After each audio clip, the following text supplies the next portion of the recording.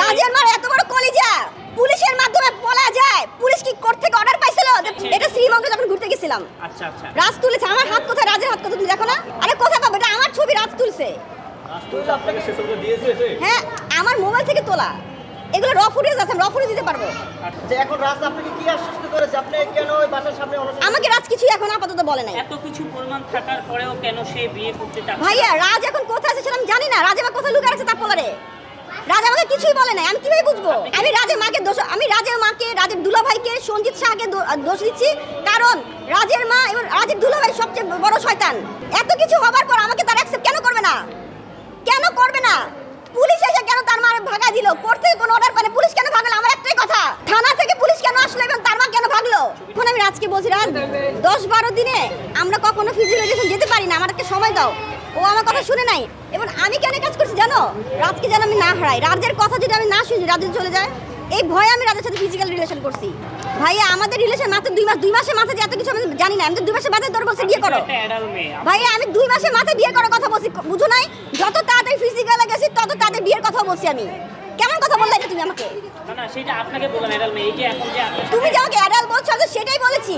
যত তাড়াতাড়ি আমি প্রেম করছি তোমার, তত তাড়াতাড়ি বিয়ের কথা বলছিলাম রাজকে। তো রাজের মাঝে রাজকে সরাই রাখি। তুমি দেখো, কালকে পুলিশ অফিসার আসছে, আজকে রাজের মা নাই। তার মানে বুঝে নাও কোর্ট থেকে অর্ডার পায় নাকি এরপর মহিলা ভাগারা। আমি তো জানি না। রাজের মা যদি রাজকে লুকায় রেখা বলে পোলা রাজি না, এটা কে বিশ্বাস করবা? কোথায় কাজ করেন আপনি? আমি বিল্ডিং এ সিঁড়ি মোছা কাজ করি। বিল্ডিং এ কাজ করেন? সিঁড়ি মোছা। আপনাকে সে চিনে? চেনা আছে, আমি চিনি। আমি বয়ে থেকে নিচে সিঁড়ি এই বাসা কি রাস্তাকে আনতো কিনা? রাজ কি তাকে বাসায় আনতো কিনা? না, আমি দেখি নাই। সত্য কথা বলবেন, যেটা সত্যি সেটা বলবেন। হ্যাঁ, আনতো? তাহলে সে আপনাকে চিনে কিভাবে যদি আপনি না? আমি সবসময় আইছি, আমার চিনি না। আমি নিচে বয়ে থাকি, নিচে ঝাড়ু দেই, দুটো সিঁড়ি ঝাড়ু দেই, সিঁড়ি মুছি, হাত পরিষ্কার করি।